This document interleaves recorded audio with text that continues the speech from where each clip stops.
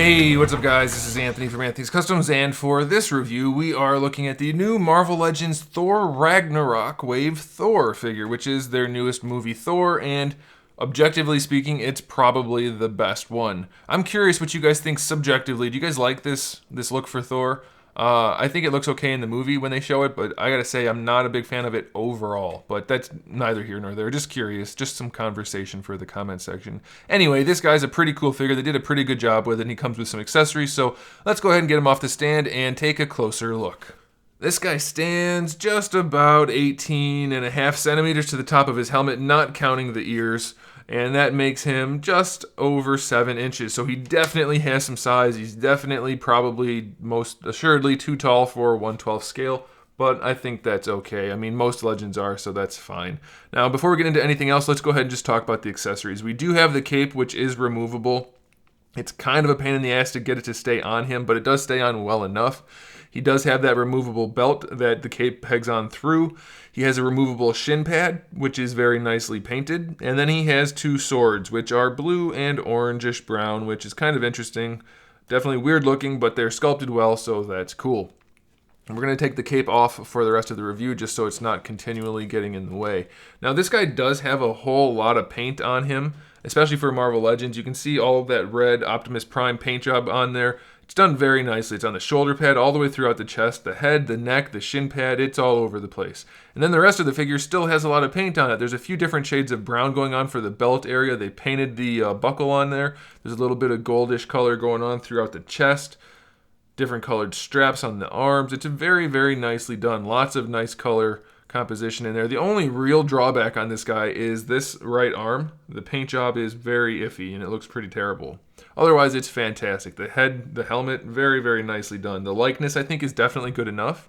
And then the paint job on it is good enough. So very pleased with that. As far as articulation, the head is on a hinged peg, so it can lean back pretty far. So he can look up at Hulk if he needs to, for sure. He can look down, no problem. Full rotation, no issues there. A little bit of attitude, not a whole bunch, but just enough. These guys are nice and soft, so you might need to heat them up to get them to go back into shape.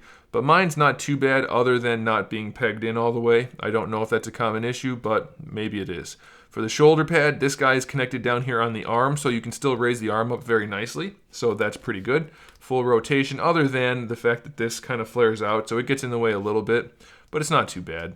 Bicep swivel works just fine. Be aware, though, that the shoulder pad is connected all the way down there, so when you try to use the bicep swivel, it will bump up against the chest, but it's flexible, so no problem, really.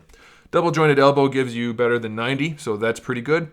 Wrist swivel works just fine, and then they gave us a vertical hinge for the hands, which I absolutely love, because anytime you're holding a sword, it doesn't do you any good to be able to rotate your wrist the way they normally articulate the figures. But being able to hold it like that, very, very nice. So I like that a whole bunch.